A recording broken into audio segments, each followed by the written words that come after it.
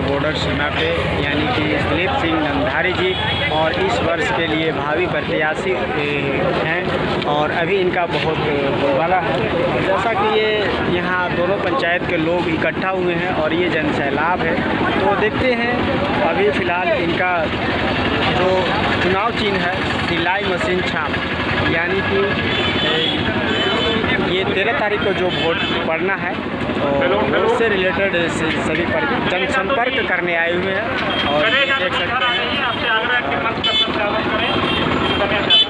जो कि 1.5 महीना चुनाव का समय दिया जाता था, आज जो है जो हमारे बीच मात्र 15 दिन का चुनाव का प्रचार या जो भी व्यवस्था है करने को मिला है। आज आप लोग सभी बंधु जान रहे हैं कि कोई भाषण की जरूरत नहीं है, लेकिन आज आप लोगों के गरीबों का बेटा कहने के लिए बहुत से लोग आएंगे। अपने राजा मेदनिया घर घर बाजे मथनिया और यहाँ जैसा के प्रोग्राम में भी आया हुआ करते थे। इन्होंने बीच में चुनाव में अभिभावकगण और कर्मठ जुझारू नेता उम्मीदवार हमारे दिलीप सिंह नंधारी जी एवं नौजवान साथियों, माताएं बहनें, आप जो देख रहे हैं हमारे दिलीप भैया का चुनाव चिन्ह है सिलाई मशीन छाप। आप इनको जिताइए, क्योंकि अगर यहाँ से डाल्टनगंज भंडरिया से अगर ये जीतते हैं तो आपको मानना होगा कि पूरे भारत में डंका बजेगा। इसलिए कि निर्दलीय से इन्होंने है, अगर निर्दलीय से आप जिताते हैं तो पूरे भारत में डंका बजेगा। और आप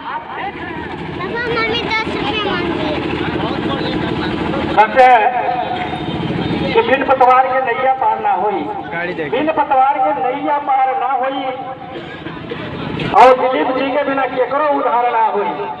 बिन पतवार के नैया पार ना हुई और दिलीप जी के बिना केकरो उधार ना हुई। और दौड़ल आज है यहाँ जनता के जब तक पुकार हुई। भैया सुनय भाभी बटन बइहा ओकरे में जवन करी गाँव के विकास विधायक बनई वो करेंगे। जवन करी गाँव के विकास विधायक बनैया वो करेंगे। सुनय भैया सुनय भाभी, सुनय भैया सुनय भाभी बटन दबैया वो करेंगे। जवन करी गाँव के भलाई विधायक बनैया वो करेंगे। आज सुबह 7 बजे से ही हम लोग, मैं अपने सहयोगियों के साथ लगातार क्षेत्र में निकला हूँ, अभी घर भी नहीं गया हूँ। जो हमने जोड़ से शुरू किया, खंडवा, जोड़, बड़का गांव, रजवाटी के कई टोले, जमुने, फिर उसके बाद चियांकी, भीमगढ़ा, सब होते हुए आज सुबह आपके बीच आए हूँ। अभी जोरकट चला जाना है। मैं आपसे बस एक आग्रह करने आया हूँ। 3 प्रत्याशी आपके सामने हैं। मैं एक आलोक जी है जो भारतीय जनता पार्टी से हैं, जिनका 10 साल का कार्यकाल आप देख चुके हैं। आप लोग पढ़े लिखे लड़के हैं, समझदार लड़के। और एक पूर्व मंत्री त्रिपाठी जी हैं, जिनका 5 साल का कार्यकाल आप देख चुके हैं।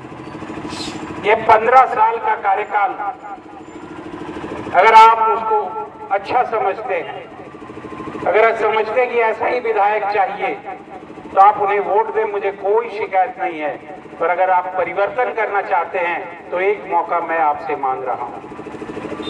आप अगर मुझ पर विश्वास रखते हैं, नामधारी जी ने 25 साल आपकी सेवा की।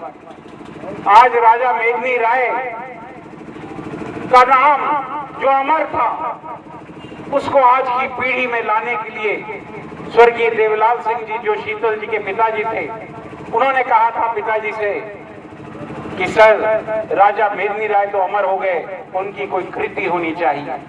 तो पिताजी ने दुबिया खाड़ में एक भव्य प्रतिमा लगाई राजा मेदिनी राय की, और वहां हर साल मेला लगने लगा। मुझे लगता है मेला लगते भी 32-33 साल हो गए हैं। 91 या 92 में शुरू हुआ। हम रहे ना रहे, सबको जाना है, आपको भी जाना है, हमको भी जाना है, पर राजा मेदिनी राय का नाम अब कभी कोई खत्म नहीं कर सकेगा। वो मेले में बराबर याद किए जाएंगे हजारों साल।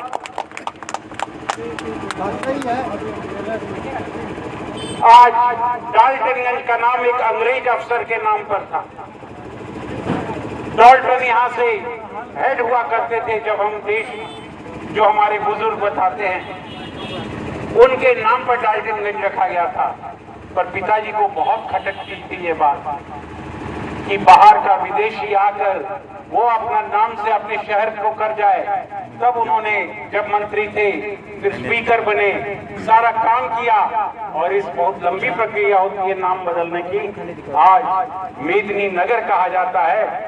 धीरे धीरे स्टेशन का नाम भी अब फाइलों में ऑर्डर हो गया है। अब डाल्टनगंज स्टेशन नहीं होगा, मेदिनी नगर स्टेशन होगा। हमारे भंडरिया के नीलांबर पीतांबर जी, जिन्होंने शहादत दी, उस समय अंग्रेजों के खिलाफ लड़े, उनको फांसी की सजा हुई। उनके नाम पर पहला पार्क डाल्टनगंज नवाटोली में अभी भी प्रतिमा लगी हुई है। फिर आप जाइए भंडरिया में, अंडा महुआ, वहां पर नीलांबर पीतांबर जी की प्रतिमा लगी हुई है, और बहुत सुंदर द्वार। और उसके बाद खाली द्वार और प्रतिमा नहीं लगाई, नीलांबर पीतांबर जी के नाम से विश्वविद्यालय की भी स्थापना की, जहाँ बच्चे बच्चियां अब रांची जाने के बजाय सारा शिक्षा का हेडक्वार्टर अब डाल्टनगंज। उन्होंने बहुत काम किए हैं यहाँ के पूर्वजों के लिए, हमारे अमर शहीदों के। तो मैं आपसे बस गुजारिश करना चाहता हूँ कि देख लें, बहुत लोग लुभाने आएंगे, बहुत तरह के नारे देंगे। कोई कहेगा इंडिया अलायंस, कोई कहेगा एनडीए अलायंस। आप दोनों के चेहरे आपके आजमाए हुए। 10 साल आपने आलोक को भी देख लिया, आलोक जी को, और 5 साल त्रिपाठी जी को भी देख लिया है। आप तीसरा, मैं हूं उम्मीदवार, निर्दलीय हूं।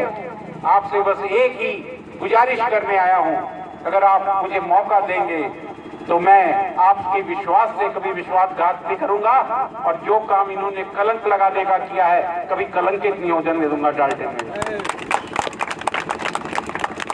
पर आपको जागना पड़ेगा। आप लोग युवा हैं, आप लोग दिशा तय करते हैं। बहुत कुछ आपको सोच के मतदान करना। बहुत बिचौलिए आएंगे, सिखाएंगे, रात के अंधेरे में पैसा भी बांटा जाएगा, पर आपके 5 साल वो खराब करके चले जाएंगे भाइयों।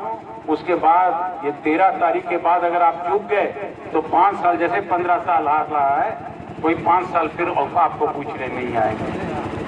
कभी आपने देखा विधायक आपके बीच आया हो, आपके दुख सुख में आया हो, आपको कोई विकास कार्यों की योजनाओं में शामिल किया हो? कभी आपने कभी देखा? मैं आपसे पूछता हूं, ऐसे विधायक को आप तीसरी बार देना चाहेंगे? नहीं। आएंगे उनके बहुत से लोग, पर इसका जवाब आपको देना। बगल के त्रिपाठी जी थे, मंत्री के पद पर सुशोभित रहे, पापा ने तो हजारों लड़कों को नौकरियां लगवा दी, पर ये खाली होर्डिंग टांगते हैं। और जब मंत्री और विधायक से मैं पूछना चाहता हूं, 5 आदमियों का नाम बताए जिनको उन्होंने बेरोजगारों को नौकरी दी। नहीं है ना? अभी बड़ी बड़ी बातें करेंगे, हर बूथ पर 10 नौकरी। जब थे क्यों नहीं दी? पूछ सकते हैं नहीं आप लोग कि जब हम पद पर बैठे हुए थे उस समय गरीबों को नौकरी देनी चाहिए।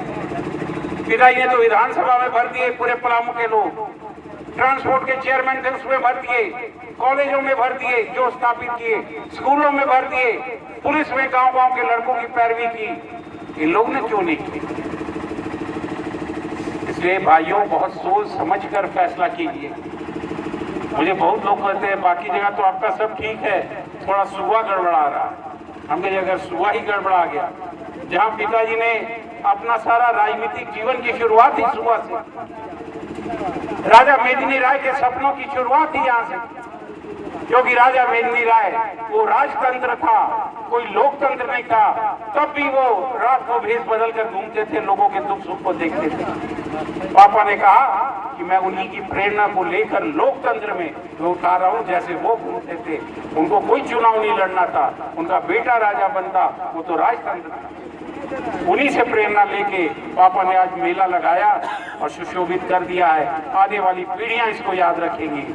तो मैं आपसे ये गुजारिश करके जा रहा हूँ, बहुत सोच समझकर वोट कीजिएगा, नहीं तो 5 साल और बर्बाद कर दिए जाएंगे। फिर आपको लगेगा दिलीप जी सही बातें करके गए। क्या मैं मानूं कि आप मेरी बातों को समझ रहे हैं? समझ रहे हैं तो थोड़ा हाथ उठाकर दिलीप भैया जिंदाबाद, जिंदाबाद जिंदाबाद, दिलीप भैया जिंदाबाद, जिंदाबाद जिंदाबाद। अब जोरकट भी जाना है, बहुत सी माताएं बहनें मेरे सहयोगी वहां वेट कर रहे हैं। मैं इन्हीं सब शब्दों के साथ आपसे विदा लूंगा। जय हिंद, जय झारखंड, जय अमर।